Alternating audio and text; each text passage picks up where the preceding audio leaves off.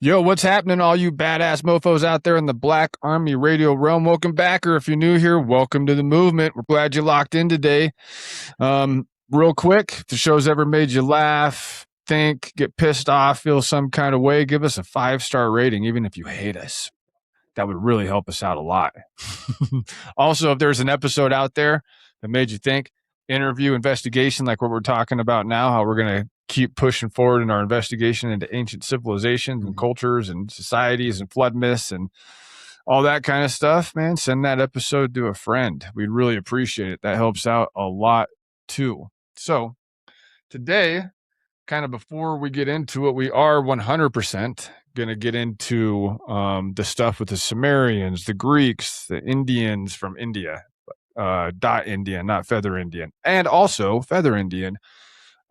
Cultures and myths regarding stuff that pretty much mimics what we were talking about with the Book of Enoch, with the 200 Watchers, which were the fallen angels that came to Earth and granted humanity a whole new set of knowledge. And what's gonna be interesting about that is it's not biblical, because this stuff crosses oceans, continents, cultures, language, societies, civilizations, timelines, everything. And we're going to hear stories that are almost basically the exact same as the Enoch story, and they're going to be told by the Indians, the Native Americans, the Greeks, like all over the freaking world. And so also, because I know how much you guys love it, we are going to talk about the news. It's usually about, I think we average about half an hour, Joel, seems like. Try to, God, don't want to go much further in that unless there's something really serious happening. But we got a couple audio clips we're going to play. We're going to remind people of what Trump campaigned on and why I specifically voted for him, because I took him at his word for a lot of those campaign promises, which, you know, it's pretty dumb to take a politician at its word, Joel. And come to find out, old Trumpy is just as much of a politician as all of our other politicians are, if not worse. And so nothing special there. And so anyway, homie, how you doing today, bud? Doing good. Getting ready for September.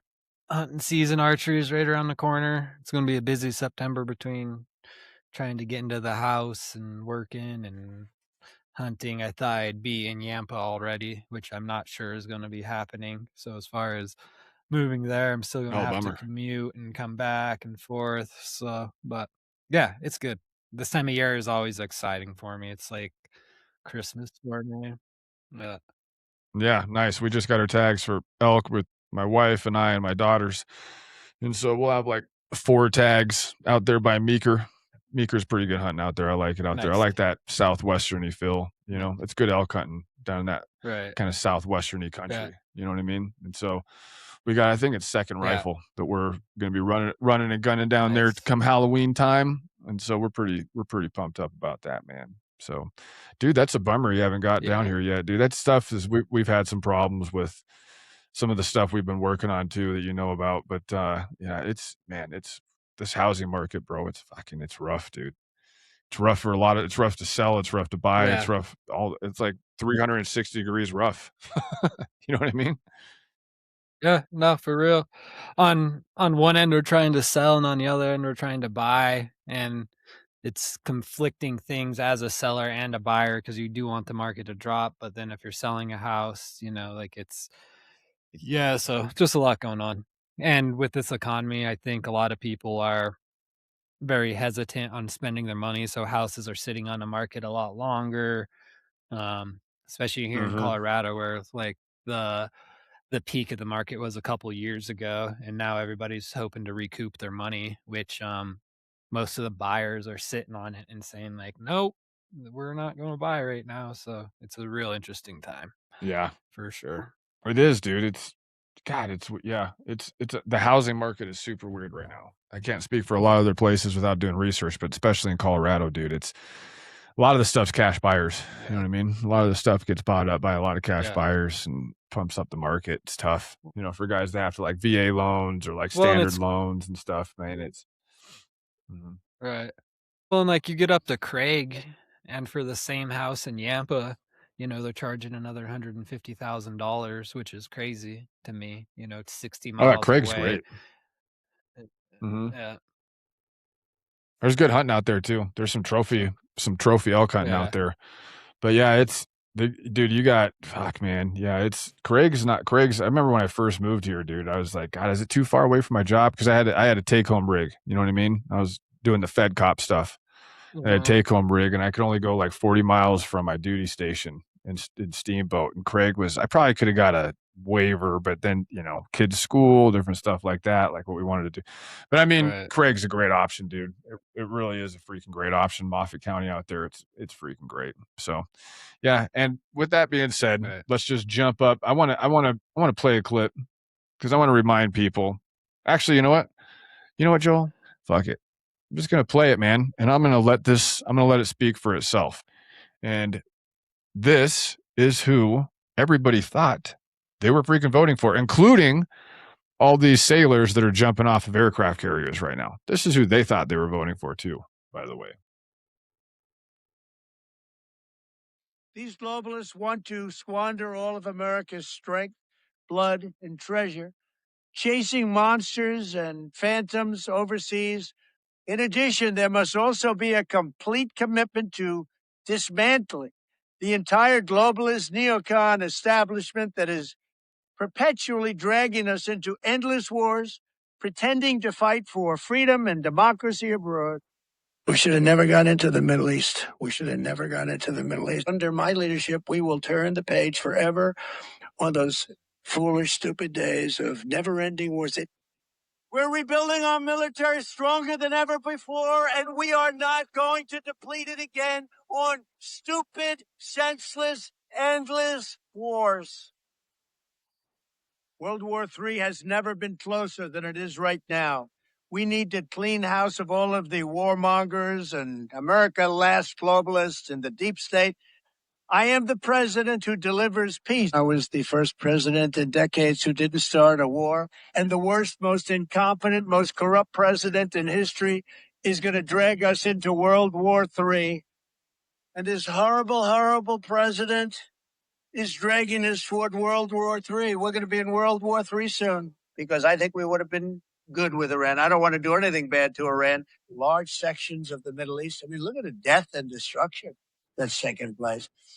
And none of this would have happened if I were president. Our opponents join with warmongers and neocons to wage endless wars, these wars that never end. Together we're fighting to secure our borders, end the endless foreign wars, and defend the working people of America.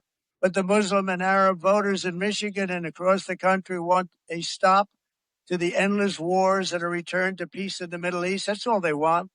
Speaking of World War III, I'll keep you out of World War III. What would happen if we had a war? We won't with me, but you will have World War III, I believe, without me, but we won't have. I will be sure that World War III will not happen. I'm the only one can say it won't happen. But I stand here today, and I'm the only candidate who can make this promise. I will prevent, and very easily, World War III, very easily. Gee, Joel. Gee. Oh, dude, how far are we fallen, man? Now, not only are we like literally on the edge, the precipice, literally, I mean, no shit, on the precipice of World War, not just with Iran, dude. This stuff going on with Russia, the fact that Marjorie Taylor Greene, and like, she just came out with this long thing where she found out that the administration is thinking about invoking the nuclear option because this stuff with Iran is going so bad. Like, people out there, like, if you're really paying attention, you know that, dude, it's hard to say this as a veteran, a guy who spent a lot of time in the military, because it's not a military problem. It's a leadership problem. But like the stuff that's going on, what Iran's been able to do compared to like what I guess what we thought they'd do couldn't be more radically different. Couldn't be more radically. I mean, we had 16 intelligence agencies, Joel. 16 US, United States intelligence agencies paid for by American tax dollars that stand up these agencies tell us that Iran is nowhere near getting a nuclear weapon. Nowhere near it, and that they're not a threat to the United States. And there was one intelligence agency, one. There was not an American intelligence agency that said the opposite of that, and that was the Mossad, the Israeli Mossad. And every single American intelligence agency said, nope, nothing to see here, nothing to worry about. This is bullshit. We should not be doing this. This is a waste of resources, military personnel, money, equipment, lives, everything else. And now, because it's going so bad and we're so low on munitions, and because they know for a fact, like, we can't fucking invade, dude. We can't go boots on the ground or there. Like, you're out of your mind, dude, to think we could go boots on the ground. And so now they're talking about a nuclear strike the same way as if they were talking about Operation Midnight Hammer. I mean, that's how far we've fallen from these little clips that I just played. And this goes back to Operation Midnight Hammer, when supposedly we destroyed their whole nuclear arsenal, you know? Like, on the White House front page, they said, like, it's fake news if you don't think we just, you know? And that's, like, it's just, I mean, It's literally the book 1984. That's literally what it is. No, in the book 1984. Seriously is. Yeah, you're literally told by by the leadership, by the elected officials and everybody else, that like it changes all the time. Like what you're supposed to believe, who the enemy is, like what's actually going on, almost changes weekly, and that is literally exactly what is happening right now. It is exactly what's happening over and over and over again, dude. We are our empire, our republic, is in serious trouble. We were in a serious demise. Joel's going to give us some statistics here in a minute after we get through this shit, where it's like, you know, where do we really stand globally? Because we like to think of ourselves a certain kind of way as the republic, and it's just not reality anymore, man. It's really not. We just hit the $40 trillion mark in debt too, Joel. We just hit it. We just passed it like last week, the $40 trillion mark in debt.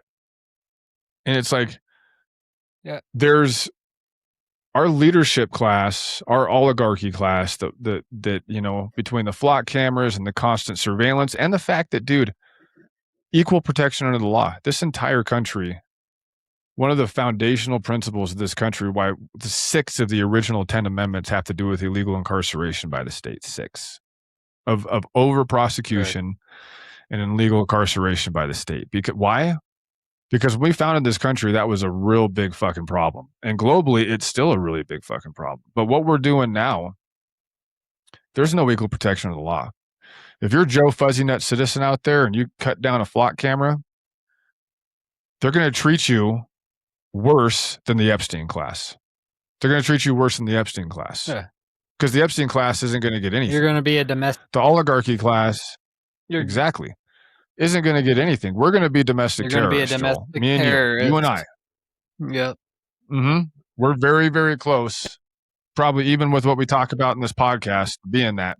And there's almost no recourse, dude. Like, what you tell me at this point, outside of violence, what are we supposed to do? We can't vote our way out of this. We're not going to be able to vote our way out of this. What are we supposed to do? I mean, realistically, if we're going to vote our way out of this, it's going to be something that takes like 8 years. It's just not going to happen in like a blink. It's going to take a lot of people adjusting and dropping some of their pride when it comes to social issues and like doing what's best for America. And I think that's going to take some time. I think with the Clinton this goes back to Clinton Trump, the first campaign, and I think that put a rift through America that started, and then it was just accelerated in this last through COVID and everything else, like it just has accelerated the rift with within civilians. And I think there is a large group of civilians who are starting to come to light, but the sad fact is in America only about 30% of the people vote. So figuring out, I think there's so many people disenfranchised until we could get that number up, and maybe it's with younger voters, maybe it's with people who are actually not being indoctrinated, and until we could get candidates who we want to put our money behind, because I think that's the big thing. I think there's a lot of good fringe candidates on the Republican side and Democrat side, but in order for any of those fringe candidates to win, I think they have to join. And I think that's going to take a lot of swallowing pride when it comes to shit like abortion and other stuff. And we're going to have to work through some of that stuff like, I wish we were arguing about that stuff still, like we need fucking healthcare. We need it's yeah. So I don't know. I mean, and it just healthcare.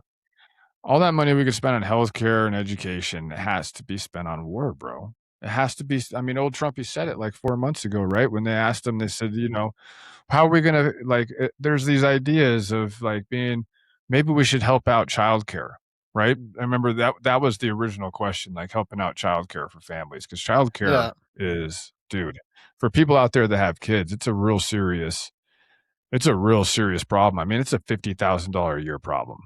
No shit, childcare, especially if you got like 3 kids, right? And so, but he was as honest could be about it. He's like, dude, we can't pay for childcare.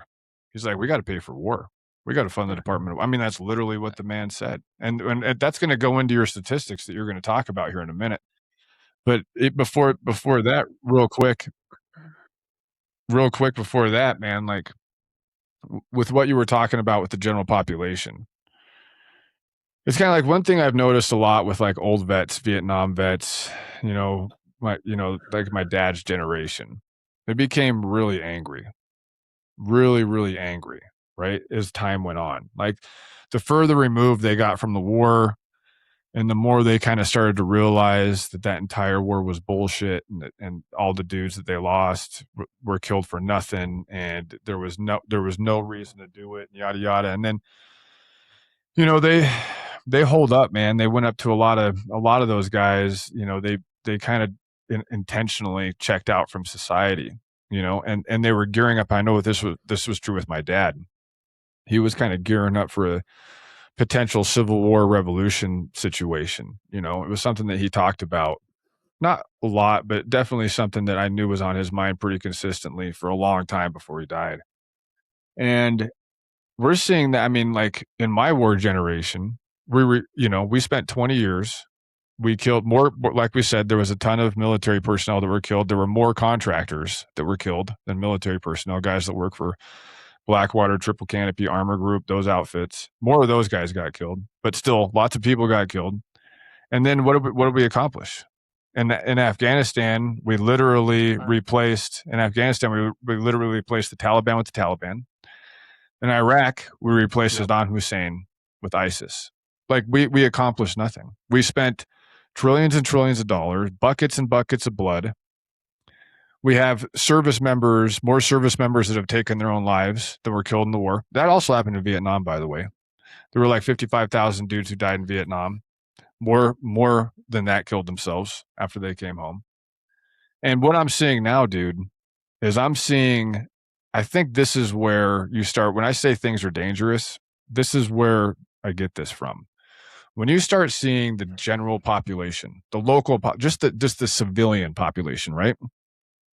Start talking like your local veteran at the bar who like had a bunch of combat deployments and saw a bunch of shit and kind of sounds crazy every once in a while.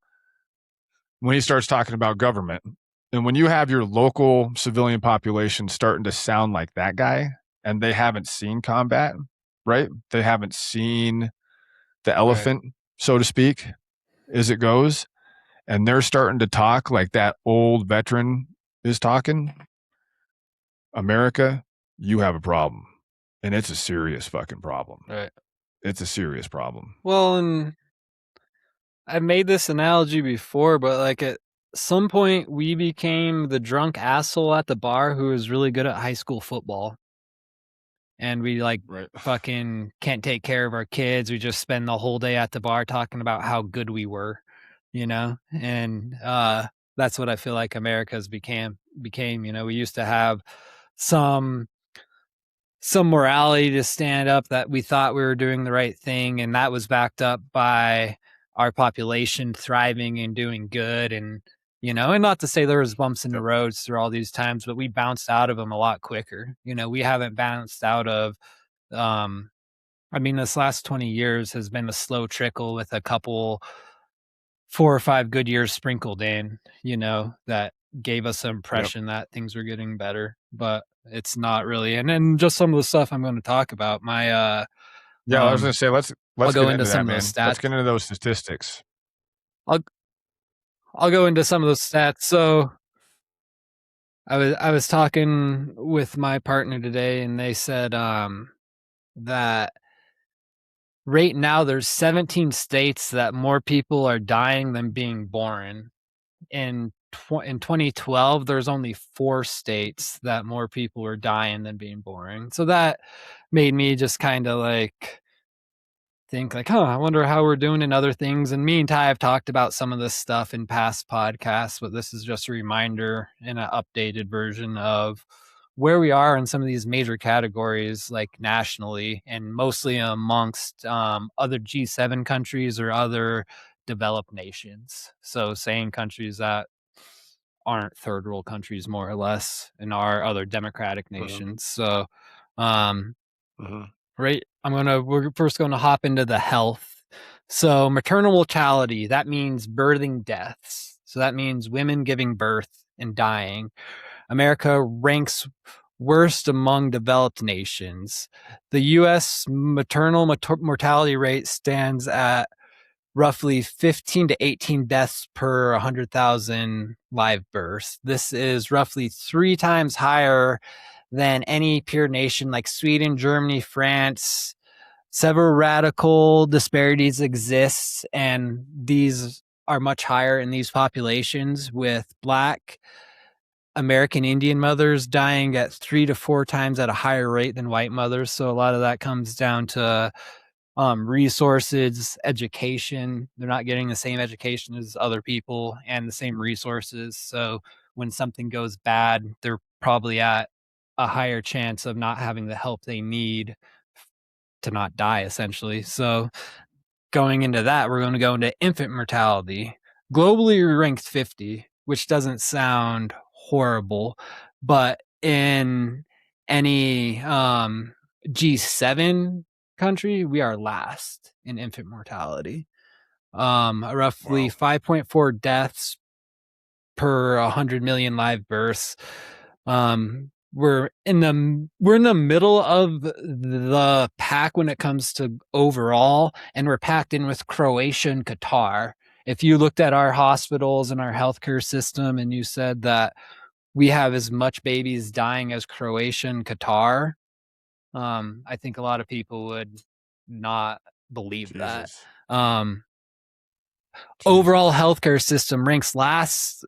Our overall healthcare system ranks last among wealthy nations. A comprehensive studies by the Commonwealth Fund ranked U.S. 10 out of 10 or 11 out of 11 in the previous cycles of developed nations. So we are last in developed nations with our healthcare system, despite spending nearly 18% of its GDP on healthcare, double the OECD average. So that's kind of like their national average. So we spend 18% on our healthcare. U.S. ranks last in its access to care, administrative efficiency, equity, and healthcare expenses. So essentially, we're paying more than any other country for healthcare, and we rank last in every major metric that makes healthcare good. God and damn. those are G7 countries. Obviously, we're not like as bad as some of the third world countries out there, but out of countries who, and these metrics are also done like breakdown by population. So obviously, like a place that has a way smaller population, but if you did it per capita, we're still spending a way more money than any of those countries are. So let's talk about national debt. We rank number 1 in total debt. The U.S. has the highest absolute sovereign debt in the world, sitting roughly at $39 to $40 trillion. When measured, the debt to GDP ratio we're over is 40 a now. negative 120. Yeah, it's a negative 120 to 140%. U.S. ranks roughly 3rd to 11th globally, trailing nations like Japan and Sudan. So there's that. Medical debt, there's medical debt that we've talked about quite often. We rank worse globally. U.S. is the only high income nation where medical debt routinely causes personal insolvencies. Roughly 60 or 66.5% of U.S. bankruptcies are driven by medical debt. So more than half of the U.S. bankruptcies, by a pretty big margin, are because of medical debt. In other peer countries with universal coverage, the number of citizens declaring bankruptcy over medical debt is effectively 0. Yeah, and let me really quick say something about that too, which is interesting. So Annie Jacobson just did a book on bioweapons, and she's also the gal that did the book on the nuclear war stuff. Fantastic. Look up Annie Jacobson. She's got some unbelievable work. And she was talking about, she was on a podcast, I think Piers Morgan, and basically just talking about how, the homeless in the United States, and everybody, when they think about homeless, dude, you think about like crazies, right? Addicts, people like that, Right. And come to find out, dude, like statistically, a very, very high percentage of homeless people are like people like me and you, dude, that got a bad medical bill, got a really bad medical bill, and it put them on the street because they didn't have enough money. Like, because insurance, like we're always talking about insurance and stuff, and about, pull yourself up by your bootstraps and pay for your own shit. Well, dude, in this economy, in this society, like that stuff doesn't work, dude. Like you get yourself a $10,000 medical bill, $15,000 medical bill, which is actually pretty low, which is pretty damn low. Remember that UFC fighter who had to get a GoFundMe? Like he had insurance, Right. and he had to get a GoFundMe because his insurance company denied him for like a lung transplant or something. And I don't know if it was a lung transplant, something like that. He had to get a GoFundMe because the insurance company literally told him they were going to let him die. They're like, we're not going to cover this. Sorry. I guess that just means you're going to die, because that was the alternative. And so there's a lot of people out there that are homeless that are normal motherfuckers that just got a bad bill and they lost everything and they're on the street now. And it's a cascading effect, because say you go in for a surgery, whether it was a car wreck and you needed a surgery, whether it was you fell down the stairs, whether it was you had appendicitis, something like, when you're somebody who probably per se, and this is going to sound like a stereotype, I would fit into the stereotype, but I'm educated, but I still work a physical job. My job depends on my body.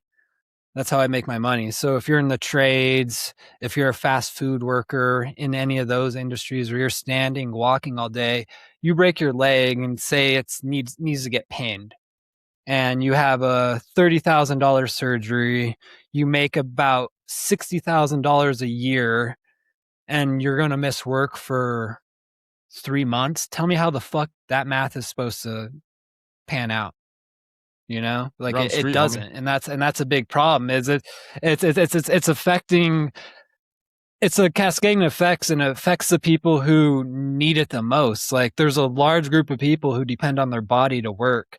And there are people who typically, if you're 1099 or in construction, you're paying for your own insurance. And I know a lot of guys who don't even carry health insurance because they can't afford it, And if you get hurt on a job site, You know, like you might be able to get workman's comp depending on your relationship with, like, there's a lot of guys who are employed, but they're just 1099 who are on subcontractor insurance. And then like that makes a whole mess with the person who is paying for that subcontractor insurance if they don't have job site insurance. And it's just, I mean, I'm grateful for all the people who are pushing paper and doing that stuff. And if you get hurt, you're able to go sit at your desk with a cast on and still work. And not to say it's not excruciating and you're not going to be in pain, but there's a large percentage of this population who makes around $50,000 and $80,000 a year that depend on their bodies. So not only are they burdened with the medical bills,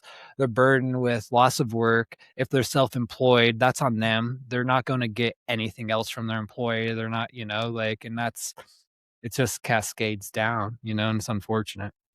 But anyways, so going back in, I got a little bit more of these categories that we fucking rank first in and are not ones we want to brag about. So let's go into education and criminal justice. So the incarceration rate ranks near the top globally. So not even in G7 countries, top globally. The U.S. has one of the highest incarceration rates in the world. I know that we were the number one country. I know at one time we were the number one country internationally for incarceration, the number one country in the world for incarcerating their own citizens. Right. Yep. So we lock up approximately 540 to 580 per 1,000 residents. It routinely holds about 20% of the world's total prison population. So American prisons hold about 20% of the world's entire prison population. That's fucking crazy to me. Despite making up only 5%. We need more flock cameras. We need more flock cameras so we can put more people in jail. We definitely, dude. Half of 1,000 people, 1,000 people, and 500 of them end up in jail. That's 50%, dude. And most of it is probably 100,000. No, if I said 1,000, I meant 100,000. So, but still, okay, but this next thing I was going to, so we account for 20% of the world's total prison population. So if you take up all these other countries, count their prisoners, we account for 20% of the world's. We only make up 5% of the global population. That's like, we're only trailing El Salvador, Cuba, and Turkmenistan are the only three countries we're trailing per capita in. The last thing we should be doing, dude, and I was a cop for 10 years, federal, right? Is like the last thing we should be doing is more law enforcement. Dude, there's a saying out there, a felony a day. Like people out there commit crimes, they don't even know they do it. There's so many laws on the books when it comes to not just like regular or local laws. You got federal laws, you got state laws.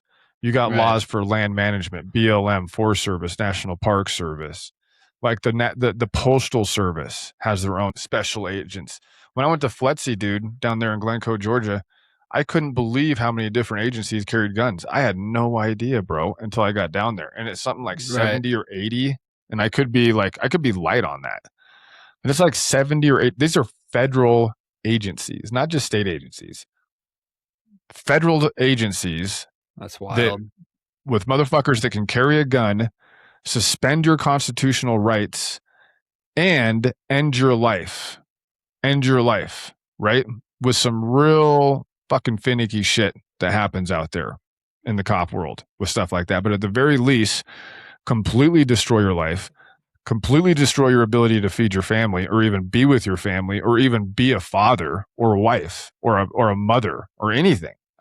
Destroy your entire world for victimless crimes. And it happens all the time. Right. Our law enforcement agencies here are robust. And they 100% have quotas. 100. I've sat in those meetings where it's actually illegal to have quotas, right? They're not supposed to. They fucking do. Almost every meeting I sat in, whether it was state or federal, you'd have these guys, whether they're agents or uniformed cops, talking about what their numbers were. What their numbers were really, really important in those meetings. Really important. So anyway, keep going. Just wanted to throw that in there. Well, and it's an implied quota. You know, they may not have on paper that we need to arrest 120 people this month, but it's implied. You know, there's 100% quota. So going 100%. Yeah. So education system. So we're about in the middle of the pack when it comes to science and reading, which 30 years ago we were much higher. 40 years before that we were much higher. When it comes to mathematics, we're about 40th globally, which is on the lower end of average.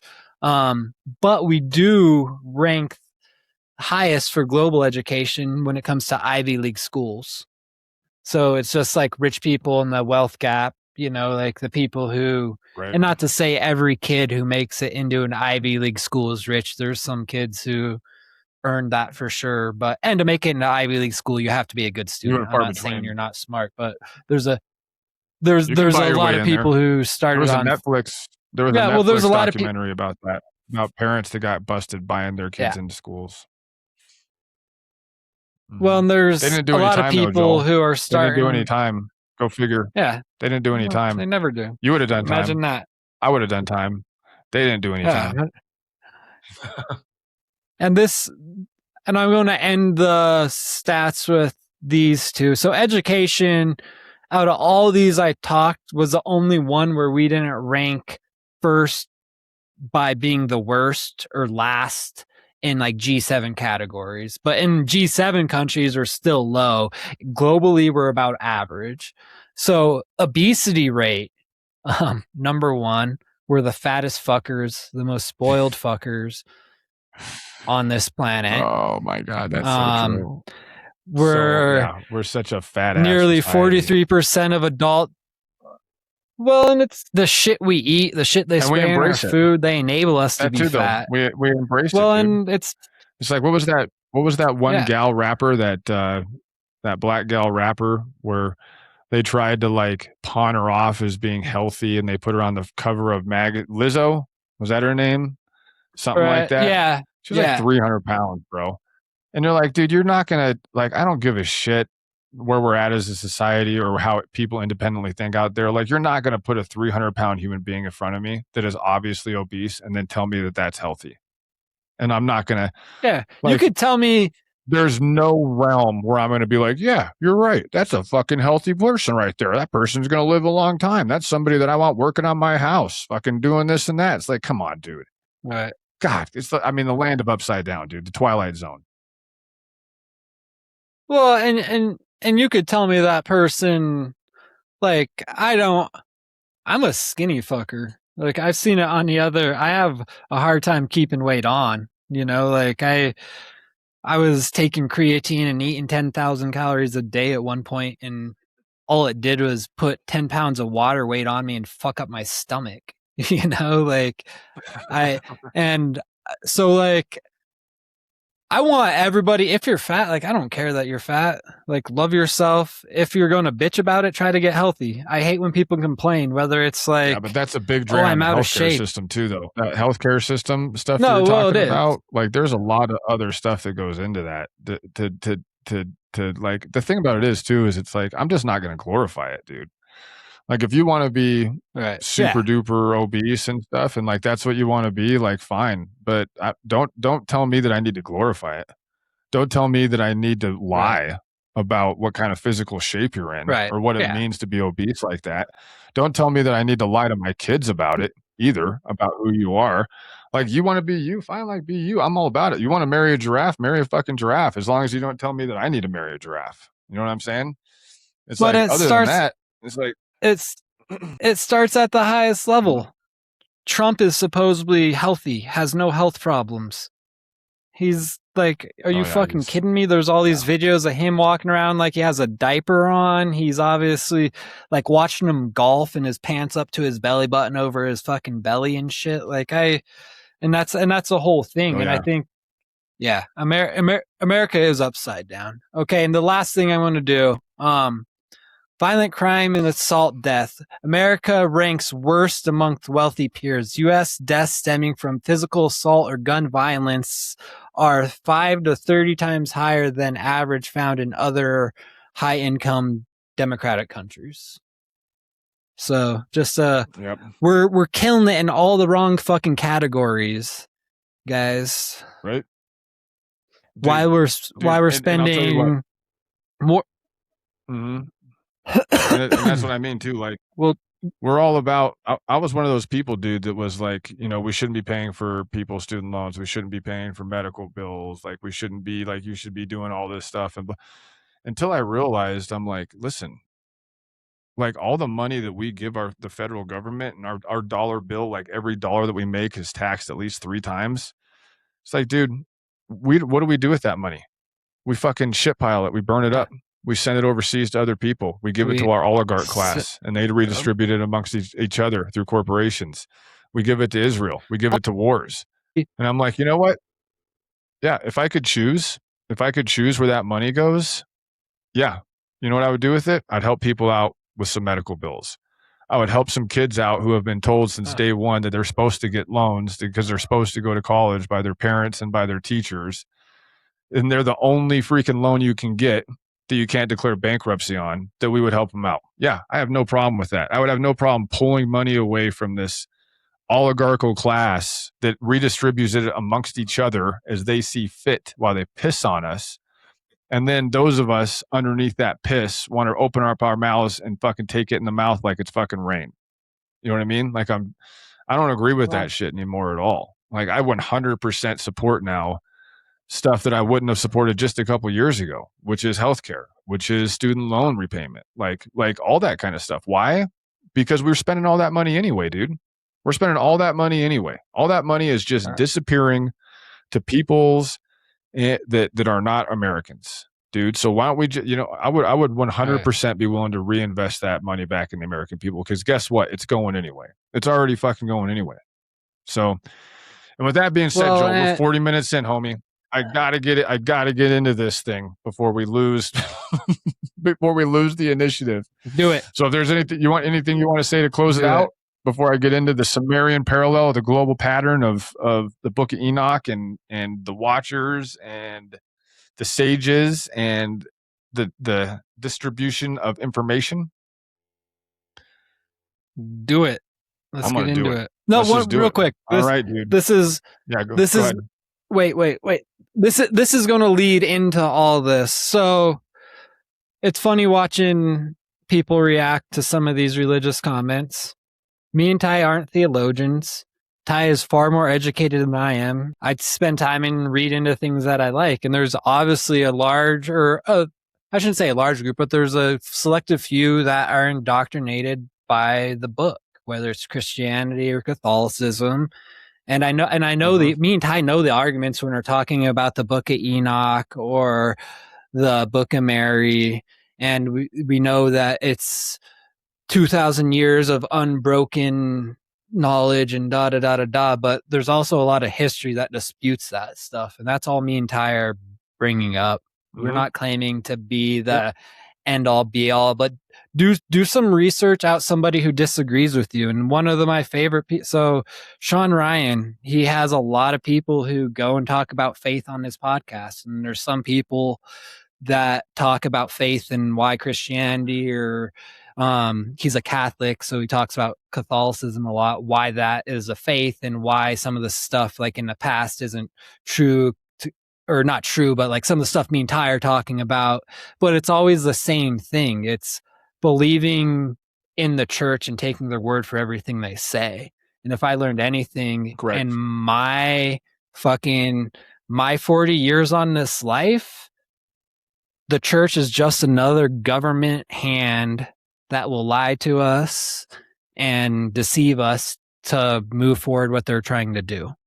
And not saying everybody who has faith is a bad person, but that's just kind of, and those people who out there who are totally indoctrinated, I love your faith. I have no problem with that, but also know that there is a whole nother reality to this conversation. Yep, and like I said, man, always go to the primary sources, dude. If you don't want to have if you don't want to have human beings tell you what something means based on thousands and thousands of years of manipulation and intentional misinterpretation and interpretation, just go to the primary sources. That's all you got to do. You go to the primary sources. It's like we were talking about last episode with even some of the gospels and what they talked about, like when it came to like casting of the first stone, right? When it came to about King David, it's like when you go to the original ancient Greek sources or Aramaic sources, and if that stuff's not included, it's not included. That's it. Like it can piss you off if you want it to, or if they manipulated the text after the fact. If you want to be mad about it, like be mad about it. But we're not gonna. I'm just telling you exactly what the text says, and there's a whole bunch of different ways that you can look at it from that point. And then also, we're telling you that human beings have taken those original texts, those primary sources, and they've intentionally manipulated them to have them fit a certain kind of narrative. And it's been that way for thousands and thousands of years. And so it's nothing different, but just go to the primary sources. That's all you got to do. Go to the primary sources, study those cultures, those societies, study those languages a little bit, and study the source and see what it says. And then you can take that and compare it to the other stuff. Just telling me that I'm a heretic or that if I read the book of Enoch, I'm going to hell because some guy in a church said that isn't enough. Like, I don't care. I'm not a theologian. Just like Joel said, I'm a historian. That's what I am. I'm not a theologian. I don't claim to be. Okay. But I've looked into a lot of this stuff and I know a lot more about it than most people that are really, really devout Christians or really, really devout Catholics. And so it just is what it is. You know what I mean? And so anyway, with that being said, the Sumerian parallel, like this is episode 4. I know that we're almost 50 minutes into this bitch, but we're going to get into this sucker. I would really recommend listening to the last 3 episodes of this series before you jump into this one. I think it's important. All right. So the parallel that most Christian audiences have never heard, because the book of Enoch is not the only ancient text describing a pre-flood civilization taught by non-human beings. The Sumerians told the same story in a different language more than 1,000 years, dude, more than 1,000 years before our oldest book of Enoch that we've been able to discover was written down. I think there's an older book out there, I'm sure, but at least more than 1,000 years past what we have for that book right now is the oldest book. All right. The Sumerian Kings List and the 8 kings. Okay. The Sumerian Kings List is a document that has survived to us from multiple copies, the most complete of which is the Blundell prism. The Blundell prism. It's a clay object dated to approximately 1800 BC, now held at the museum in Oxford. It records a succession of kings who ruled ancient Sumer from what the Sumerians considered the beginning of civilization, so pre-flood, and like a long time before the flood. Okay. The list opens with a specific phrase from this clay tablet, quote, "When kingship first descended from heaven," end quote. When kingship first descended from heaven. That sounds a little bit like the Watchers, right? It sounds a little bit like the book of Enoch, okay? The Sumerian record of their own kingship begins with the statement that the kingship itself was not developed by humans. It was brought down from heaven and given to specific cities, first Eridu, then other cities in succession as a divine institution. That sounds very, very similar to the book of Enoch with the 200 watchers coming down to do the same thing with humanity. All right, the pre-flood section of the king list names 8 kings who ruled before the flood, before the deluge. Their reigns are recorded in units the Sumerians call sars, which are like a sar is 3,600 years, or ners, N-E-R-S. That's a unit of 600 years, okay? Their total combined reign as recorded in the Sumerian record is 241,200 years of kingship. 241,200 years of kingship, pre-deluge, pre-flood. All right. According to Sumerian tradition, 8 kings, and these are 8 kings, ruled before the flood for a combined time of 241,200 years. All right. The longest reign belonged to a king named Enmen-Luana, who ruled, and this dude, according to the list, ruled for 43,200 years. 43,200 years. Okay. You said modern mainstream scholarship. You said 18 kings. No, you said 8. 18 kings? 8. No. So Yeah, total. 8 total kings. So on average, that's 28,000 years, almost 29,000 years per king. Just FYI. Yeah. It's a pretty crazy story, dude. That's And wild. it's kind of like, it's one of those things. It's one of those ancient mysteries, right? Where you're like, what are they talking in? Are they talking in like some kind of like a fable kind of situation? Is this how they really feel? But it's like, this is just how it's written. Okay. So modern Right, how it mainstream maps scholarship out. treats these numbers. Yeah. They treat them as symbolic or mythological. That's how like mainstream today's archaeologists, historians, scientists, and stuff talk about it. They say it's symbolic or mythological. Okay, they cannot be a literal historical reigns of individual human rulers. That's what they say, but they do preserve in numerical form the Sumerian conviction that there was a very long period before the flood, a very long period ruled by extraordinary figures, and that the flood ended that period definitively. Okay, so the flood, however it happened, just like with the Watchers, right, where it destroyed basically the giants, who, because the Watchers, like we said, they laid with human women, and their offspring were giants, which are like the Nephilim from the Bible, and then they had to be like, they were consuming everything, and the flood had to destroy them. But remember, in the book of Enoch, it wasn't because humans were being bad or because humans needed to be killed. It was literally because of the giants. Right? That's the reason why the flood came, was because God, I guess you'd say the monotheistic God, the singular God, right, needed to get rid of all these creatures that were basically the offspring, like the bastard offspring of angels and humans, to basically make humanity survive. Okay, so that's with that. All right, the structural conviction, going back to the Sumerians now. Okay.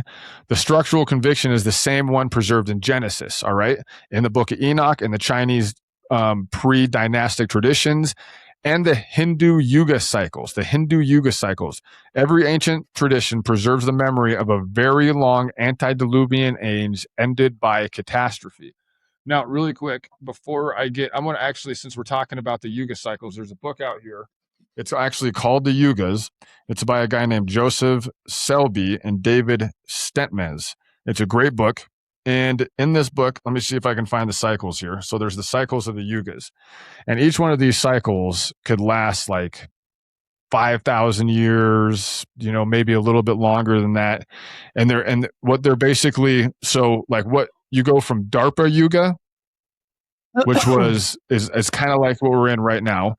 And then you go into Trenta Yuga, and then you go into Statya Yuga, and that goes back around, and then it starts to demise. And then you have the demise of Statya Yuga, Trenta Yuga, and then Dwarpa Yuga. Okay, that's how the yugas work in this book. And each one of these cycles, so basically how it works is that you get to the highlightest of civilization, the very top of Stata Yuga, which is the furthest, like highest that society can go. And a lot of these ancient peoples and societies, what the belief is when you're talking about like these kingships and the Watchers and like all of like, Quetzalcoatl and like all of this ancient knowledge that was given to humans back in those days. It's like, if you think about today, right? We have hunter-gatherers in the Amazon that have basically never seen a plane before, while at the same time, we have people in the United States or in other parts of the world that are able to develop ships that can go off planet at the exact same time. Right. You know what I mean? Basically, if you think about it, the Earth has probably always been that way. There's probably always been a very, very, very high class with extensive amounts of knowledge, all the way down to like current day hunter-gatherers, like in the Amazon rainforest, that are still hunter-gatherers to this day, and in parts of Africa and some other places too. And so anyway, basically in Stata Yuga, there becomes a point where you hit that pinnacle of civilization, and then it starts to demise. It slowly starts to demise. And that demise lasts thousands and thousands and thousands of years. And it could also be, or it could happen really fast by like a cataclysm or like a deluge. It could be a volcano, an asteroid, fucking nuclear war, right? Nuclear war would be a good way to do that. And you're kind of like, and then you restart the cycles basically all over again. And so how the Indian tradition works is they think that we've been through these cycles over and over and over again, where humanity has hit some kind of pinnacle, a pinnacle way further than we are right now. They consider us to be right now in DARPA Yuga, which is still like the end of it's kind of like the end stage of the re-emergence of humanity, if that makes sense. It's kind of like humanity re-emerged a few thousand years ago. We started to get into, like cultivating and building and like all this other stuff and like have a bunch of knowledge really fast in cities and blah, blah, blah, blah. And it starts pushing up. And what they basically believe is we're at the end of that initial stage now. And then we're going to hit the Trena Yuga stage next. And that's where we're going to enter like a new realm of knowledge. And they talk about humans being able to discover, like telepathy, different ways of being able to like harness energy, right? That's different than obviously what we're using right now, like even from our bodies and like from the earth itself. And like we were talking about, like a lot of those megalithic structures are built like on fault lines and like in real like specific spots of the planet that have a ton of natural energy like coming up from the earth itself. That's measurable. You know what I mean? Like if you think about Baalbek, if you think about Sexy Woman down in Peru, a lot of these different kinds of places where these massive megalithic structures are, they kind of sit on those areas of the earth intentionally that kind of reverberate and have a lot of natural energy, which is a super interesting thing. So anyway, that's the yugas. So when it talks about the yuga cycles, okay, so every ancient tradition preserves the memory of a long antediluvian age that's ended by a catastrophe. Every single freaking ancient tradition that we can find basically all across the globe. Okay, here's one. So the Apkallu, or the seven sages who taught humanity, okay? The Sumerian and later Babylonian traditions. So the Babylonians, basically, for those of you out there that don't know, and the Babylonians are in the Bible, okay? The Babylonians came basically directly after the Sumerians in the same land in Mesopotamia, so which is now basically modern day Iraq, okay? So the Sumerian and later Babylonian traditions include a group of divine beings called the Apkallu. Sometimes rendered in later Greek sources, the Greeks who talked about these same people or these same beings or whatever it is, called them the seven sages, According to Mesopotamian tradition, the Apkallu were sent to earth by the god Era or Ea, the same god who later warned Zarathustra of the coming flood to civilize humanity. So Zarathustra is the Sumerian Noah. It's the Sumerian Noah. Okay, that's who that dude is. Now, if you listen to an episode we had, 3 or 4 episodes ago, Joel, something like that, I read the Sumerian flood story, right? Remember that? Out of that book that I have. And basically Zarathustra is Noah in that story. He's warned by the gods. He builds an ark. He takes 2 of every animal, right? He has a bird go out and find land and come back. Like his genetics re-inhabit the earth with humanity. Like the gods basically are sad about the fact that they did the flood and destroyed everything, and they say they'll never do it again. Dude, it's a very, very similar, if not the exact same thing as the Noah flood Genesis story, and even same as the story in the book of Enoch. So anyway, just like we said, this god, Ea, the same one, this is the same god who warned the Sumerian Noah, which is Zarathustra, of the coming flood to basically civilize humanity. And so that's pretty interesting. The first sage, or Apkallu, was named Adapa. Adapa was the name. Or in later Babylonian tradition, Unana, which by the Greek, there was a Greek historian named Berosus who also changed the name to Onassis. So it's basically Unana, or in Greek, Oannes, Oannes, Oannes. According to Babylonian tradition, okay, Oannes appeared during the reign of Alunum, which was the first antediluvian king, okay, that there was in the Sumerian list. And he came in like specific and remarkable form to humanity. He didn't just show up like as a human, kind of like how the Watchers descended and they were like glowing balls, like a plasma, the Watchers were, like before they descended down to humanity, okay?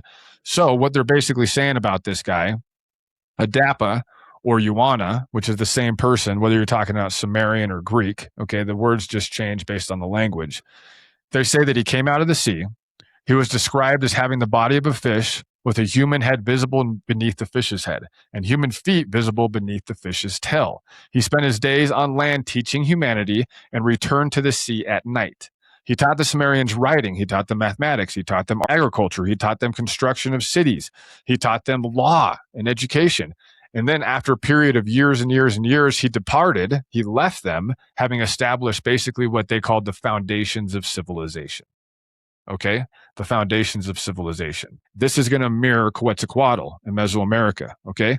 So following Adapa or Oannes, who's the same person, whether you're talking Greek or Sumerian writing, six more Apkallu appeared in succession. So 6 more of these guys appeared in succession, each associated with the reign of one of the pre-flood kings. So if you think about those kings, right, there was 8 kings. And so each one of these individuals is associated with one of these kings, pre-deluge, each one of them, okay? And each one of them taught humanity additional information.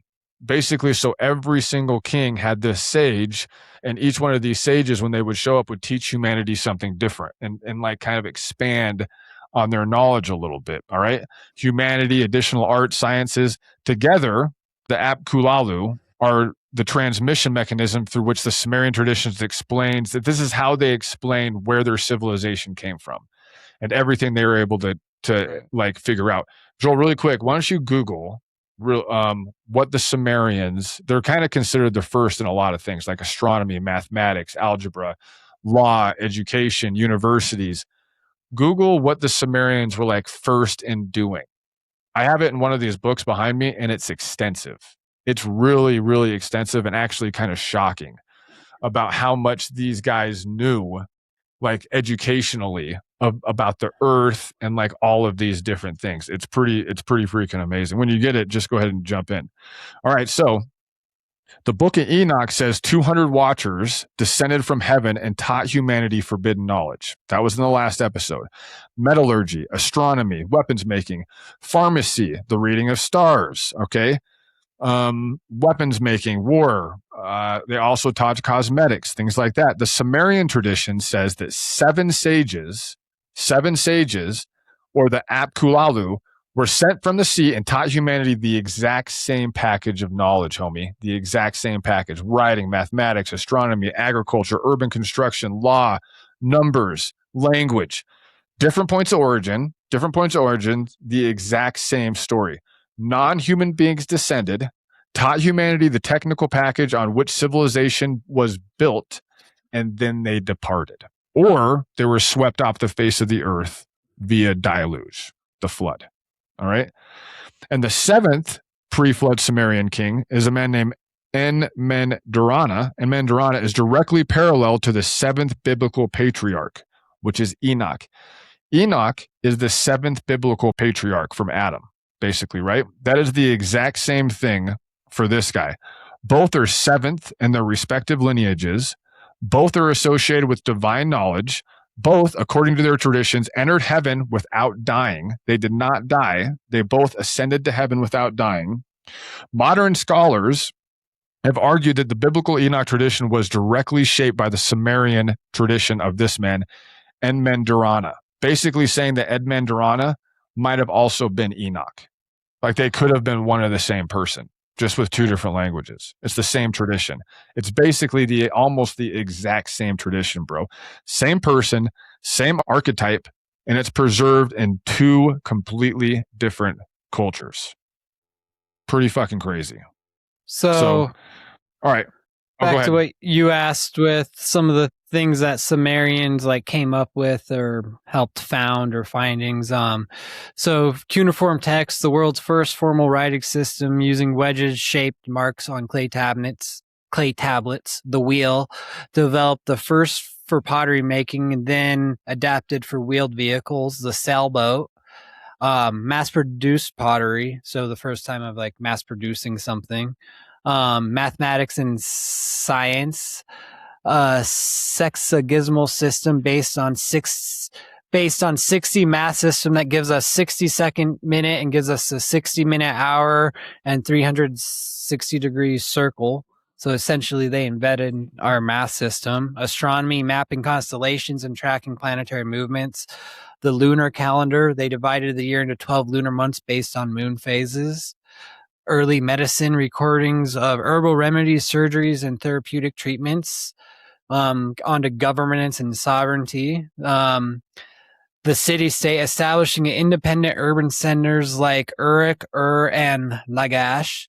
Legal codes creating some of the earliest modern written laws to govern citizens. The ziggurat, constructing massive terrace-step pyramids as religious and administrative hubs.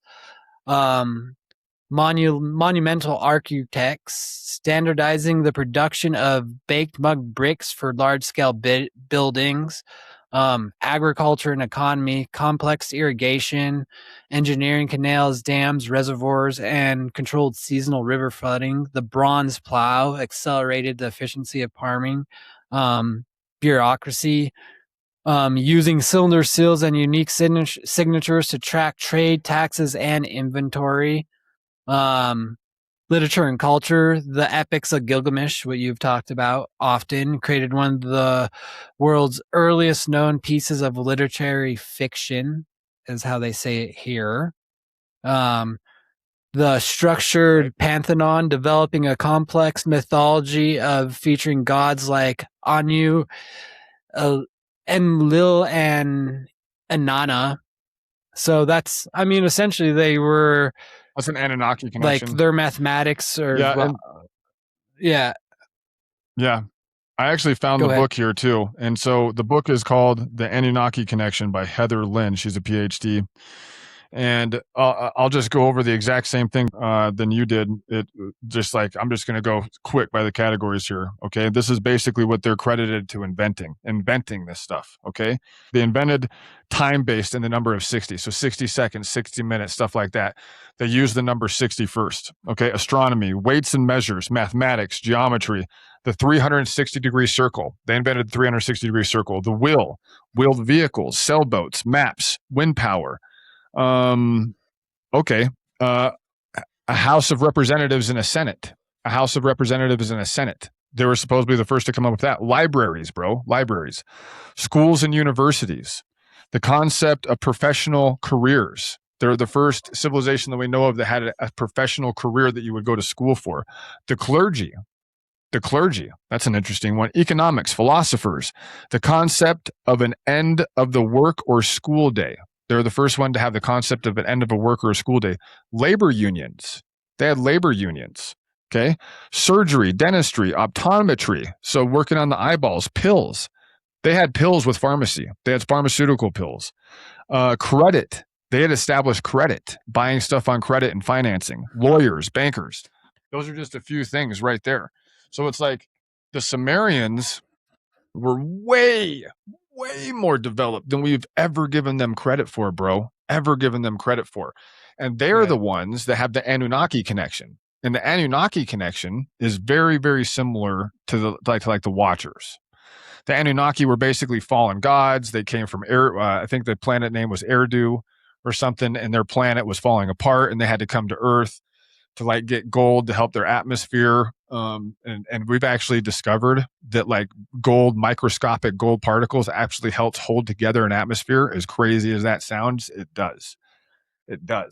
And that was one of the ancient traditions of why the Anunnaki came down and started to basically use human beings and transition human beings from being basically like apes or whatever we were into more like human with knowledge and stuff like that. And the Anunnaki connection is very, very similar to the Watchers connection. So anyway, the Sumerians, dude, like there's a lot of there with those guys. You know what I'm saying? That's some pretty cool stuff.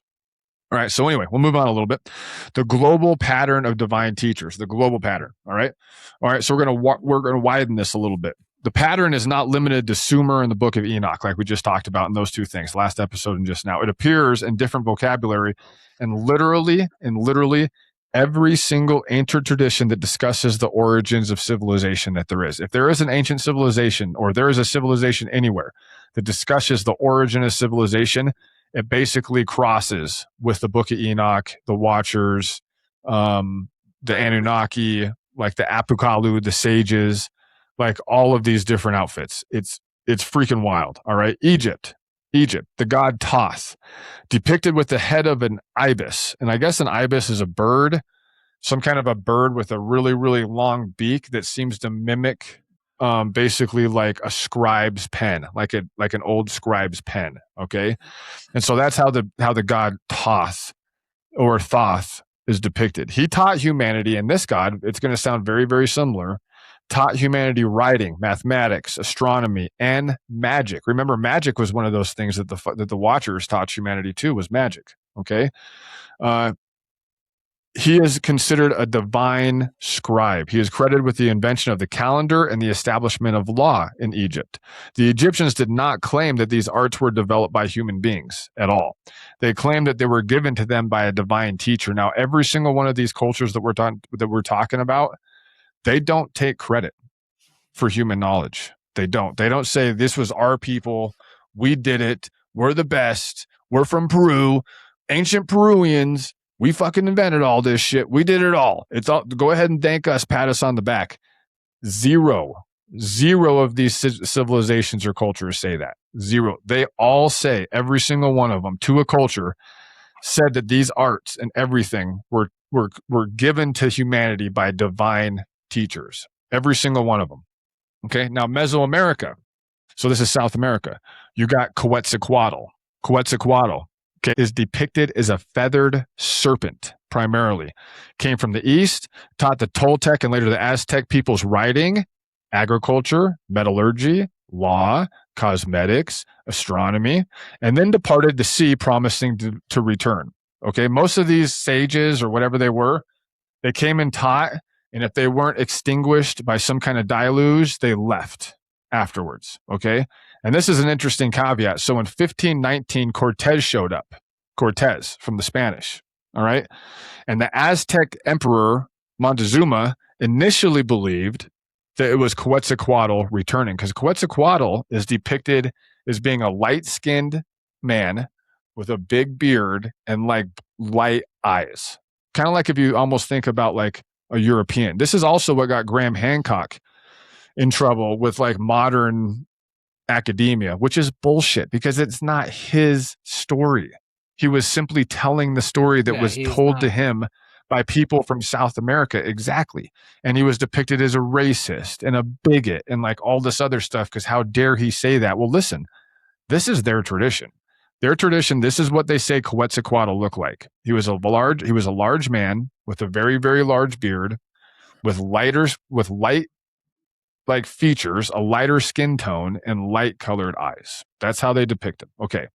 And when Cortez showed up from Spain in 1519, Montezuma initially believed that it was Quetzalcoatl returning because they hadn't seen light-skinned people. And Spanish people aren't like Mexican people, right? They're European. They're a lot more light-skinned. All right. The tradition of the divine teacher who came from elsewhere was so deeply embedded in Mesoamerican civilization that it affected the initial relationship or reception of European contact. This also cost Montezuma his ass. They killed him. So, and his warriors, apparently, there's some stuff about this. There was a lot of like the Aztecian warriors when Cortez showed up were worried about these guys. And they were a very, very, like the Aztecs, they were a pretty violent culture. You know what I mean? And when these guys showed up, this Montezuma character, he basically just said he welcomed them in. Like he took down all their guards, he let them in the walls, and then you had disease, and then they ended up killing him. Like these Spanish guys, they ended up executing him, is what they ended up doing. And then all the Aztecs split and ran, and that's, the rest is history pretty much from that point on. But the whole reason that Montezuma let him in to begin with, or the Spanish, was because he thought that it was Quetzalcoatl returning. That was their belief structure, okay? Which is kind of an interesting side note caveat to history, right? How that stuff happens. All right, that's in Mesoamerica. What about India? In India, you have what's called the Saptarishi. They're also the seven sages, just like the seven sages, the Apkallu of ancient Sumer. All right. They're the founding teachers of the Vedic civilization, and also the yugas, like the four yugas that I just read to everybody.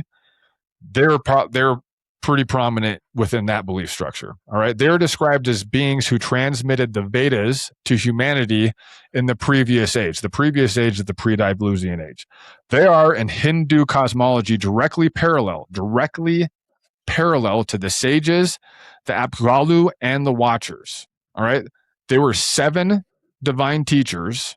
Think about the pre-Diluvian kings in ancient Sumer, right? There was like 8 of them. And then there were 7 sages, and each sage was attached to a king. This is the exact same thing in India, bro. It's the exact same thing.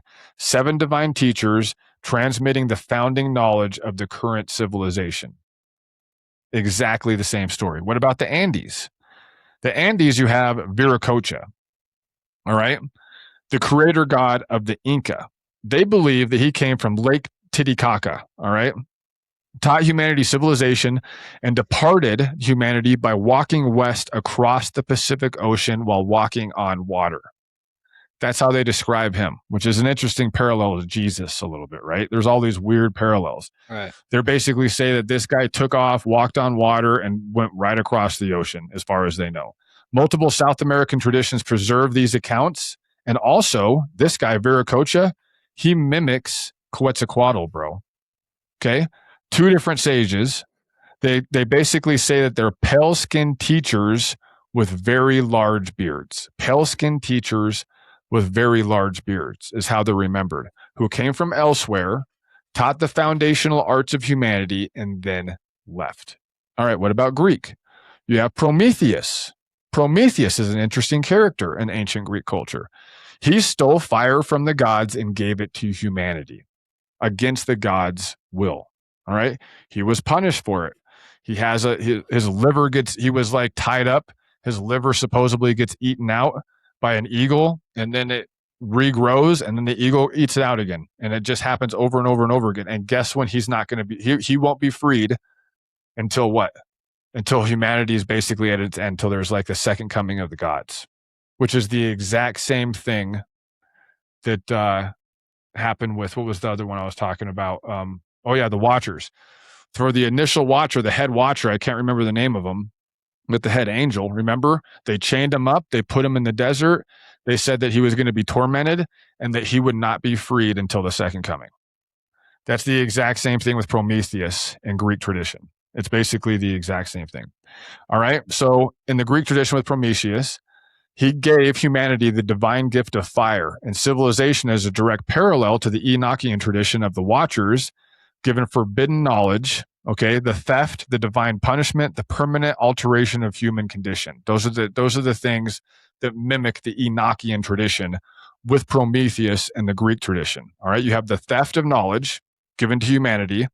There's a divine punishment and the permanent alteration of human condition forever, which is the exact same thing in all of these stories. Okay, the pattern. Every ancient civilization on Earth in different vocabulary preserves the same story. Non-human or semi-divine beings that came from elsewhere, from the sea, from the heavens, from the mountains, from the east, taught humanity the foundational arts of civilization, and then they departed or were swept off the face of the earth through a deluge. Sometimes they were remembered as heroes. Sometimes they're remembered as gods. Sometimes as rebels against the divine order, like Prometheus, right? Or as heroes, if you think about like more of kind of like the Greek polytheistic traditions of like Zeus and like those guys, or like a singular monotheistic god like Yahweh, right? But the structural core is the same. The foundational knowledge of civilization did not come from humans. That is always the foundational core structural component of all of these different beliefs. All right, the Nephilim and the giants, kind of getting back to that a little bit. The offspring of the Watchers, according to the book of Enoch and confirmed in Genesis chapter 6, verse 4, were the Nephilim, the giants. Quote, the mighty men who were of old, the men of renown, end quote. The Hebrew word Nephilim literally means the fallen ones. That's what it means in ancient Hebrew, the fallen ones, all right? Or also those who cause to fall, or those who cause the fall. So either the fallen ones or those who cause the fall, all right? Which is kind of the same thing if you think about it. It carries connotations of overwhelming size and violent character with these beings. And here is where the archaeological record kind of comes back into focus a little bit, okay? Because the tradition of giants is not limited to the biblical or Enochian sources. It's not. the tradition of giants globally is not limited to Genesis, and it's not limited to Enoch. Every single ancient civilization on Earth preserves stories of giants who preceded the current human age of knowledge. And every single one of these stories, whether it's the Titans, whether it's like the Nephilim, are all giants that came before the age of humanity, before the knowledge of humanity. So the Greek tradition, you have the Titans or the gigantes, I guess. They're defeated by the Olympian gods, okay, in the Greek tradition. In the Norse tradition, the Nordic tradition, you have the frost giants or the Jotnar or frost giants who preceded the current age. So remember in like the movie Thor, I don't know if you ever watched the original movie Thor. Remember they were fighting the frost giants in that movie? That's a real tradition. That is a real tradition of a real ancient Nordic tradition that basically Thor, the gods, they came down and they had a battle with the frost giants, or what they called the Jotnar, and they had to defeat them. All right. And they had to defeat them before the current age of humanity. All right. What about the Native American traditions? Native American traditions right here in the Americas. You have the Ute, the Delaware, the Iroquois, the Hopi, the Apache, a whole bunch of them, and many, many others preserved traditions of a race of giants who lived on the continent before the current human age. Almost every single Native American tradition has this, is part of their belief structure. In some traditions, the giants were driven out or exterminated by the ancestors of the current tribes or killed by deluge. So, and also, remember that. Oh, go ahead, bud. I got some good stuff on some of those stories when it's related directly to Native Americans and different tribes. If you're want to actually, hold on before you do that really quick. Let me go through.